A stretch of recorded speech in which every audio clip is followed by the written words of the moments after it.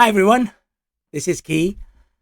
Today the video will not have a direct connection to real estate in the traditional sense. Today we're going to be talking about your racing mind. Have you ever been in a position where you're about to go to sleep, you're tired, and you need a restful night's sleep, but your mind goes racing? It starts replaying the day. It starts reminding you of the things you didn't do, you did not complete. It starts really running a tape for the day. And all you just want is just some quiet, put your head on the pillow and fall asleep. Now, not everybody experiences this. Some do. Real estate tends to be stressful. If you're going to be in the real estate business, you're going to be dealing with people. And if you're dealing with people, you're going to dealing with stress. It's just the nature of it. You better accept it. Real estate has never been about houses. It has to do with the people. So if you're struggling with quieting your mind, telling your mind to just be quiet so you can fall asleep, I'm going to share with you a dialogue, a conversation, a weird one that you're going to have with yourself. One that will help you actually do something about this. And it works. And it's a weird kind of conversation, yet it is actually, if you think about it carefully, it makes complete sense. So let me give you a way of approaching that and help you maybe recalibrate your ritual of going to bed in such a way that you get a restful night of sleep. You want to be able to wake up in the morning and run your business and do what you're supposed to do and do it well. All right, let's go through it. If this is your first time watching a video of mine, my name is Key. I'm a mindset trainer. My job is to nudge people out of their comfort zone. Your comfort zone is not where the magic happens. You make things happen when you stretch yourself beyond your comfort zone. And remember, if you're a real estate professional or an entrepreneur, you don't get paid by the hour. You get paid by the results you create. So it takes a lot of mental acumen and strength in your mind to develop the mindset of an entrepreneur, the mindset of getting paid for results, not getting paid for your time. And therefore, you have to become a better boss to yourself, a better person to nurture yourself. And one of the things I do is I offer trainings on my boot camps on how to create a playbook to succeed in real estate. But this video is not about that, so I'm going to skip that. You can pause and read the stuff. It really doesn't matter. But I want you to get value out of watching this video. So what I've done is in the description of this video, if you're looking at it in YouTube, you just open the description. There is a link to a handout. Or if you're watching it in my boot camps, there's a link either above it or below it or to the side of it, where there's a link that you can download. It's a PDF. And if you download the PDF, there will be blanks. And the reason I wanted you to fill in the blanks is that your mind has your attention on this. It's not focusing on something else there or over there. It's focusing on this. So if you want to gain value out of it, you may want to download that PDF. You don't need it. If you just want to watch the dialogue and how the dialogue goes with your mind so you can have better restful sleep, you can just watch the video. All right. So I've given you your chance to download the PDF. You can you can pause this video, download it, and continue. So let's get to work. I just want to give you a case study. And you tell me if you're in this situation. Because if you're in this situation, you may want to continue watching. If you're not, then you're done. You don't have to go any further. So you're about to put your head on the pillow. You are ready for sleep, but your mind starts racing. It's just obsessive. It just can't let go of that meeting that you had earlier, and you just wanted to say the right thing and you didn't. it just is obsessing over it. Your mind is running the tape of the day about the things you did not complete, the things you said you were going to do, but you didn't do them. It's still fighting over what should I have said? Oh, I should have said this to that person when they said that. Ooh, oh, you're still, working through your feelings and your thoughts. And your mind is focused on that. During a disagreement you had earlier, maybe you didn't complete what you're supposed to do. Maybe you didn't deliver on a promise you were supposed to make. And your mind just gets worried about it. And as you know, if you're going to be an entrepreneur, there aren't enough hours in the day. We always want another additional hour or two to really complete the day. It's just the nature of it. You're never going to have enough hours, but your mind starts racing and trying to do things like that. Now, when it does that, if you can sleep still, that's fine. Problem is it keeps you awake. And if you don't have enough sleep, you're going to harm yourself. So, and by the way, and sometimes you fall asleep and it wakes you still obsessing over what you should have said, what you should have done, how you should have done it, and what you should do the next day. Your mind wakes you up at midnight or 1 a.m. and you probably can't go back to sleep. That is a situation where you have a racing mind. And that mind needs some love and some attention. The first thing you need to understand, if you want to reduce stress, you want to have predictable sleep. The number one inducer of stress is lack of what's called restorative sleep. Restorative sleep is normal sleep. You go to bed, you put your head on the pillow, you wake up either 7.5, or 8 hours later, fully rested, ready for the day. We call that restorative sleep. This type of stress happens to a lot of entrepreneurs and real estate professionals, and it can become a mental hazard. The less sleep you get, the more you will struggle with keeping your mind focused, getting things done, feeling good about yourself. Here's the worst thing to realize. You realize that you are no longer in charge of your mind. That your mind is the boss of you. You are out of control. It's not you who's out of control. It's your mind. Your mind is out of control. It is not behaving like you want it to behave. And you need to understand that your mind has a mind of its own. It has its own agenda. And we need to find a way to build a relationship with it. You don't want your mind to become poisonous in your reality. You don't want your mind to run ragged. You want to be able to tame it because you're collaborating with your mind. You're not letting it run the show. You run the show. It doesn't run the show. I know you're going, but Key, wait a second. My mind and I are the same. They're not, actually.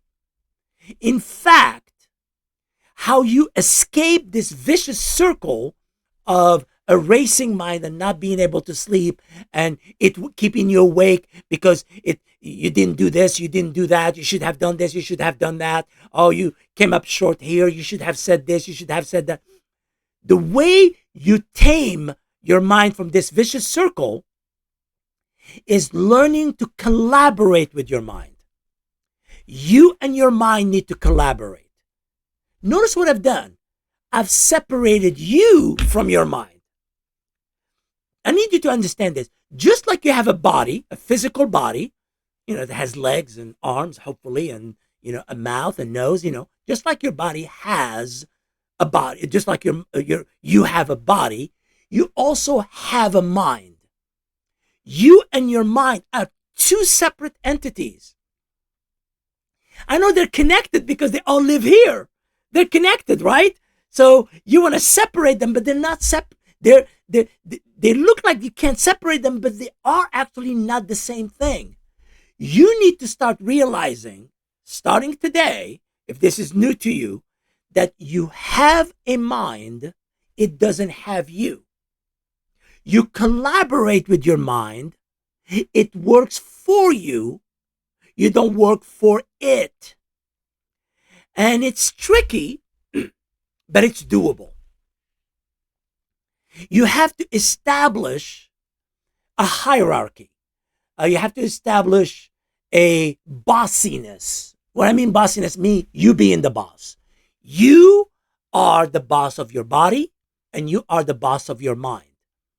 Now, you may not know how to go about it. I'm going to share with you a way of doing that. But I need you to start realizing that your mind is here to serve you and collaborate and work with you. So you have to develop that collaboration mindset with your mind. But at the same time, you got to think of your mind as a puppy. If you don't train it properly, it will harm itself or it will destroy the house. You don't want your puppy, if you bring a new puppy to your home, to get hurt or to destroy your house. You want a balance, right? There's some extremes here and there, but you don't want it to be too far ahead. So you got to think of your mind as a puppy that needs to be focused, that needs some training. So I'm going to share with you a nightly procedure. I call it a dialogue, a conversation, a script. You can call it whatever you want. So that if you're suffering from a racing mind is a mind that does not want to stop. It just wants to keep reminding you of what you didn't do, what you should have done, why you didn't do it right, what you got wrong. That's called a racing mind. We want to quiet it down. And it's not going to happen overnight. It's going to take a few weeks, but it will work. So I want to share with you what I call a nightly procedure and a dialogue that you're going to have with your mind. A conversation, a back and forth. I know it sounds weird. You're saying, Key, you want me to have a conversation with my mind. I'm like, yes. By the way, you have them all the time. The problem is with your mind, she does all the talking, or he does all the talking, whatever label you want to give it, I don't care. But your mind is always talking. From time to time, you need to be talking and saying, hey, come on. Can we listen to what I have to say? You are the one in charge of running your business. So your mind should be listening to you. But because for the longest time, it's been a puppy that could run wild, it has allowed itself to run the show. And you need to regain that center. You need to remind your mind that you are at the center. So this dialogue is or conversation or script, whatever you want to call it, is a way for you to start regaining that balance. I call it balance because I don't think of my mind as my enemy. I think of it as a collaborative entity. It is one of the best things you have, by the way. Having a good mind is good. It actually helps you in your business. You want to have a good mind. And then the script I'm going to give you or dialogue may not fit your personality. So tweak it, change it to your style. So let me set some preliminaries. Give yourself, if you suffer from this, only if you suffer from this, if you're able to sleep very quickly, stop watching this video. But if you suffer from a racing mind that either keeps you awake or wakes you up in the middle of the night, give yourself 10 to 15 minutes every night before you fall asleep to have a conversation with your mind. Have with you a journal, just a notebook, any kind of notebook. I like composition books because I can write notes. I have them all over the place here where I write my own notes. So have a journal and you're going to write down some of the interactions you're going to have with your mind. Now, I know what some of you are saying. Key, she doesn't know, or it doesn't know that I have a journal. Yes, it does. Remember, At the end of the day, you and your mind share a central nervous system, which is your brain. So you share the same nervous system. So it knows if you have it or not. So don't lie to your mind. That would be the worst thing you can do. So you should have a journal with you where you're going to write down notes of the interaction you have with your mind. I'm going to show you how to guide that direction. And it's very important that you don't lie to your mind, that you actually tell it the truth. Be authentic with it, because it will know if it isn't. If it will know if this is a trick or if this is really something that you are taking seriously. Now, again, when I read you the dialogue, it will sound bizarre. It will sound weird because it sounds like you're talking to yourself in the third person. That happens to a lot of people, especially people who believe that who they are and their mind are the same thing. They don't see the disconnect. They're like, my mind is me and I am my mind. So therefore, why would I talk to my mind? I'm already in my mind. No, they're not the same. The you of who you are, the one who's running the show, the one who's living life, the one who has a body, the one who's doing life is not your mind. Your mind is another entity that you have to help you navigate your life, your relationships, your business. I know it sounds weird. I just want you to open your mind to it. But also, here's the weird part. Your mind has a mind of its own, and if you don't tame it, it will start running the show. And guess what? At some point, you got to run the show. At some point, you got to be in charge of you running your life. So it's a weird conversation I'm having with you, but I really want you to entertain that the reason you're not falling asleep is because your mind does not want to shut down, and you want to have a button. You want to have like an on and off switch. You want to go on or off to your mind. It doesn't work that way. Your mind has a mind of its own. So you can't just turn it on or turn it off. You can only collaborate with it. So again, 10 to 15 minutes before you go to bed, have a journal with you, something to write with, and you're going to have a conversation. A weird conversation, I agree, but you're going to have a conversation. Let's go through it. By the way, some people give their mind a name. Some don't. I call it mind. So whenever I'm talking to my mind, I tell my mind, hello, mind. So she knows I'm talking to her. And notice I said she. It could be it could be a he. It doesn't matter.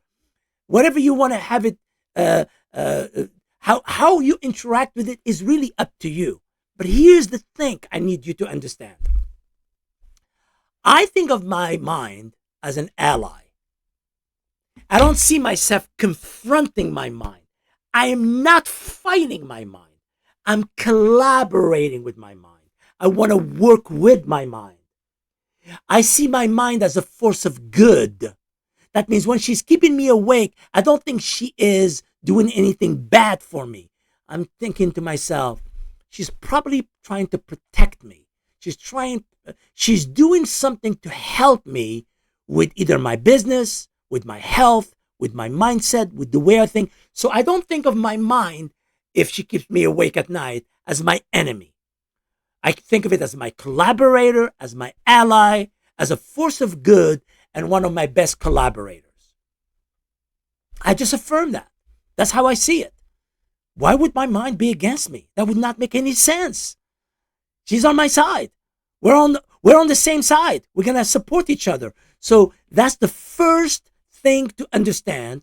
We're not taming your mind by punishing it. We're not taming it by creating an on or off switch. We are collaborating with it. And that's where you will have the healthiest respect and relationship with your mind. So here's how the script goes. I'm going to read it to you. It's on the screen. I say, hello, mind. It's time for us to go to bed. Notice I said for us to go to bed and get our needed restful sleep. When I'm fully rested, I'm telling her what happens when I'm fully rested. When I'm fully rested, I'm capable of achieving a lot more for us. And as you know, I need 7.5 hours of sleep. By the way, most people need 7.5, or 8 hours sleep. I happen to be a 7.5. So I say I need 7.5 hours of sleep, because when I do get that, when I wake up in the morning, I get a lot more done. And remember, I'm saying this to my mind. I'm talking to my mind, reminding her that when I get my restful sleep, I get a lot more done. I'm giving her clues about my commitment and what I want to do. Let's continue. This is the time when you usually, let's say I'm suffering from a racing mind, this is the time when you usually try to help me to stay on top of my commitments. Basically, I'm saying you're trying to keep me awake. You're trying to remind me what happened during the day. And I'm going to say this. This is the time when you usually try to help me stay on top of all my commitments. And I really appreciate that. You are trying to do that, probably, so I don't make mistakes. You're trying to remind me of my shortcomings, of the things I didn't do correctly, so I can do them better in the future. You're trying to remind me of my anxieties so I can bring them down. You try to remind me of the things I did not complete so that, I can catch up with them maybe tomorrow. You're trying to remind me of upcoming meetings and say, hey, you didn't prepare. You have a meeting next week with that person. Have you done what you need to do? You're trying to remind me that of obligations I have to do. Hey, don't forget to pay your taxes. Don't forget to do this. Don't forget to do that. And you're trying to help me not forget, right? So I remind my mind, remember, this is me talking to my mind. You are trying to protect me from looking foolish or making mistakes. See, this, when you're doing this with your mind, you're showing appreciation for your mind. You're saying, hey, mind, you're not doing this to hurt me. You're doing this really to help me. You're racing because you're afraid I'm going to forget, and you want to remind me now before tomorrow happens so that I can be better tomorrow. But right now, I need to sleep. So notice what I'm doing. I'm building a collaboration. I'm collaborating with my mind. And I'm telling her that you're trying to protect me from making mistakes or looking foolish. You just want me to be prepared because you know I like to accomplish things. So this is what I say to her. Let's have a chat. Why don't we chat? Remember, I'm chatting with her already. When I say let's have a chat, I'm going to be asking her questions. So here's what I do. The next thing I do is I really want you to tell me what's on your mind. Remember, I am talking to my mind. I'm saying, I really want you to tell me what's on your mind. I have a journal with me, and I'm going to write down anything that is bothering you, anything that is on your mind, anything that you think I forgot, anything of my commitments that I should focus on, any reminders I need to write down. Everything you say to me, I'm going to write it down. That's why I have this journal with me. So you now get to tell me what you think.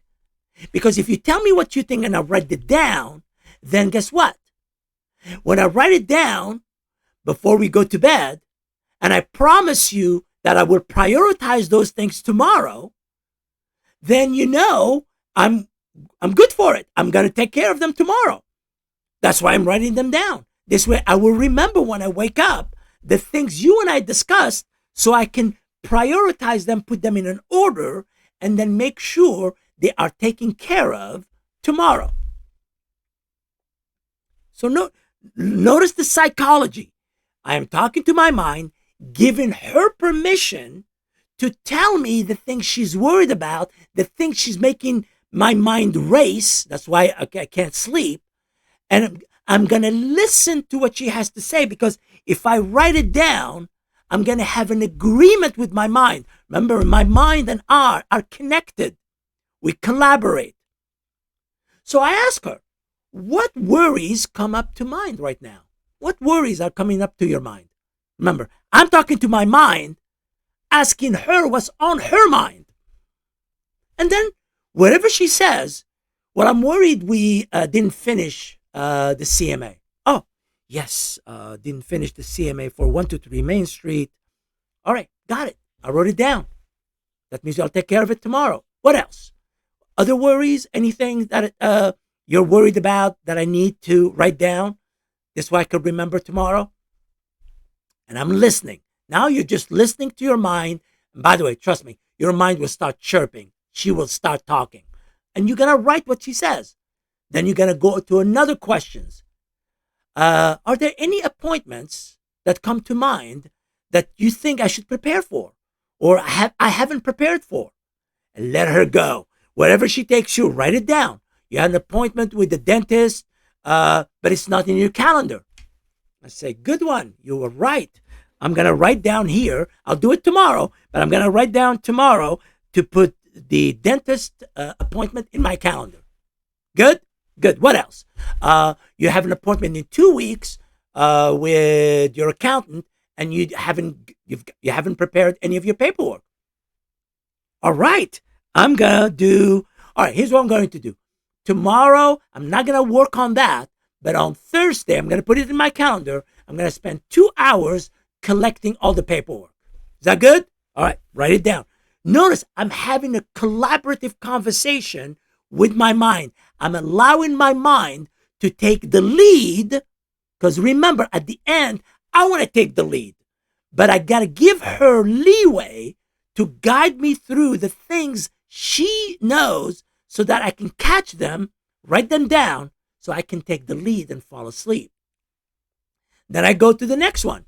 Are there any broken agreements that you know of or see me do that I need to either clean up or address in the next few weeks or let go of? Just let them go. And wherever she goes, go with it. Write it down. Your job is to write down what she says. Your job is to be a good steward to your mind. What is a good steward to your mind? Is somebody who interacts and listens and writes down what is happening and does something about it the next day. Are there any obligation I have failed to take seriously that you wish me to write down in the journal? Please tell me all of them. Any obligation that comes to mind. Now, some of you are going, Key, we may be doing this for 2-3 hours. Well, the first night, it may go longer than 15 minutes. So it's not going to go more than 20 minutes. Trust me. The first night, it may go 15 minutes. You see where I'm going. The next night, because you wrote them down and you took care of them in the morning, or you scheduled them, or you put them in your calendar, she has less to worry about. So the next day, it may go only for 10, 15 minutes. And then the next day, and then the next day. All of a sudden, your mind knows the rhythm. Your mind knows that you're taking seriously what she's thinking. You're writing them down and doing something about them. She doesn't have to become obsessive. She doesn't have to nag you. You forgot this. You forgot this. She's not nagging you because she's mean. She's nagging you because sometimes you don't listen to your mind. And your mind is trying to protect you. So I ask her, are there any obligation I have failed to take seriously? And I write down what she says, whatever they are. And then I go, what is top of mind for you that you need me or want me to know or remember? You can tell me everything. I'm going to listen. I'm not going to fight you over it. If you're bringing it up, it is because it is something I should address. Again, remember, you're having a conversation with yourself. And this is the weird part. You should do it out loud. You're going, Key, if I do it out loud, my kids and my wife will think I've lost my mind. Okay. You can't do it out loud. All right. I understand.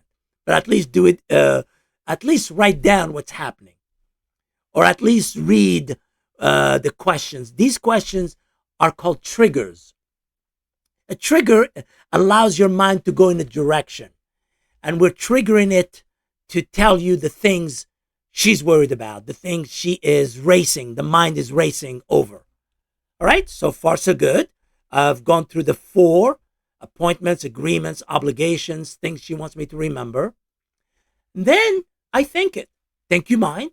Thank you for doing all this. Thank you for sharing this with me. I have written it down, and here's where I go. I have written in our journal. Notice I called it our journal. I've written in our journal all of your suggestions and insight, and I will prioritize them tomorrow. Some of them will go in my calendar for to take care of in a few days. Some of them will be taken care of tomorrow. But everything you brought up is valid and will be addressed. Now, here's the part of the deal. Now you're talking to your mind. Part of the deal is that you promise to stop racing and worrying, since now we have a plan. So we have a plan now. You don't need to race anymore. Am I right? You're good, right?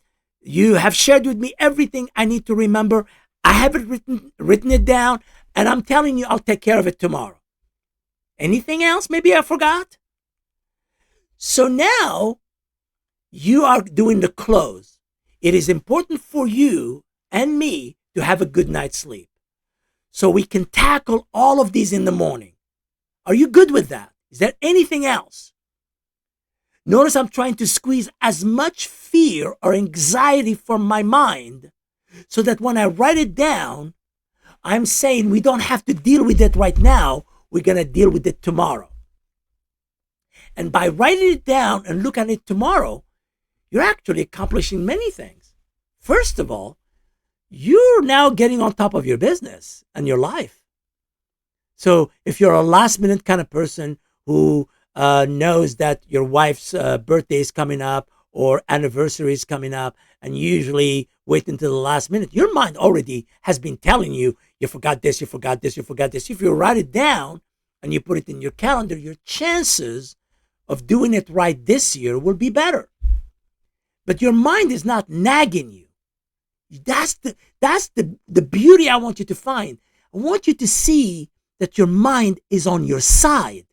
It's trying to help you by reminding you about the things that are important to you. It's saying we need to prioritize these or have them done in a certain way, or maybe we need help with that. So don't fight your mind, collaborate with your mind. Now, why does this work? Well, the first thing is you're acknowledging that your mind should be heard, and it's a force of good. And if it's a force of good, you're reducing that feeling that she's a nag, that you're being nagged by your mind. That's what you're doing. You're taking ownership of your relationship with your mind and realizing she's a force of good in your life. That's number one. Number two, it helps you organize your life. If you did this every day, you will not have this anymore. Your calendar will be always set up in the morning, so you will not have to race your mind. At the end of the day, you download your mind. By the way, this process of talking to your mind is called downloading your mind. You're actually telling your mind to tell you what it's thinking and putting it down on paper. That's what we call it, downloading your mind. And when you download your mind, you're actually kind of creating peace with your mind. It's kind of a meditation over agony. Instead of agonizing, you're meditating over the things that your mind wants you to do. So, and what you're creating clarity, and you will actually lighten your mental load.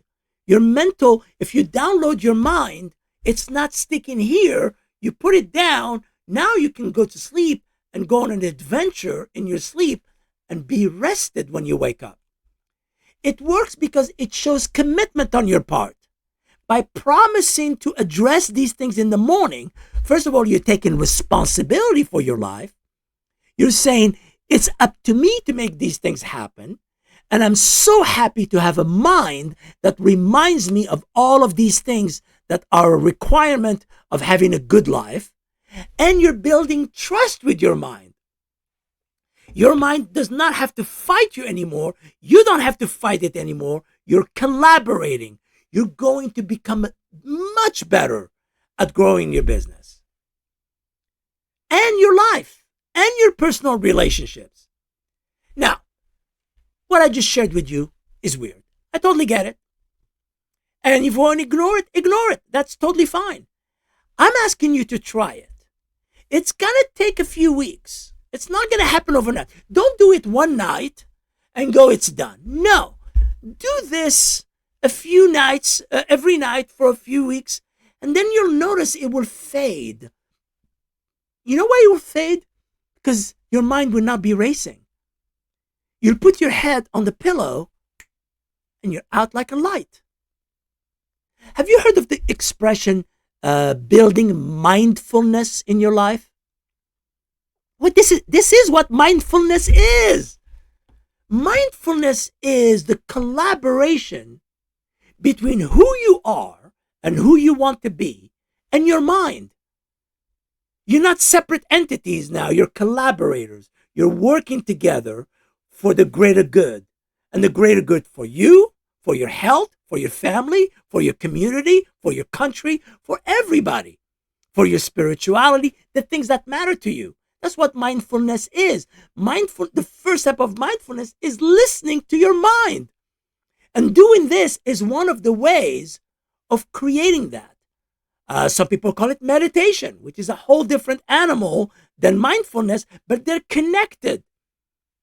One works on quieting the mind. One works on collaborating with the mind. But they achieve the same thing. There is respect between the mind and the person. Now, I end usually this conversation with my mind by writing or saying out loud some affirmations. Let me share with you a couple suggested affirmations. Here's one. My mind and I work together in harmony to achieve restful sleep. I remind myself and my mind that we're collaborators now. We work together and we work in harmony to achieve sleep that is good for us and restful, because we want you to be rested. The second one is we release today's concern, knowing we will handle them with clarity and courage tomorrow. This is you reminding yourself that we've had this conversation. It was a good conversation. I wrote a lot of things in my journal, in our journal.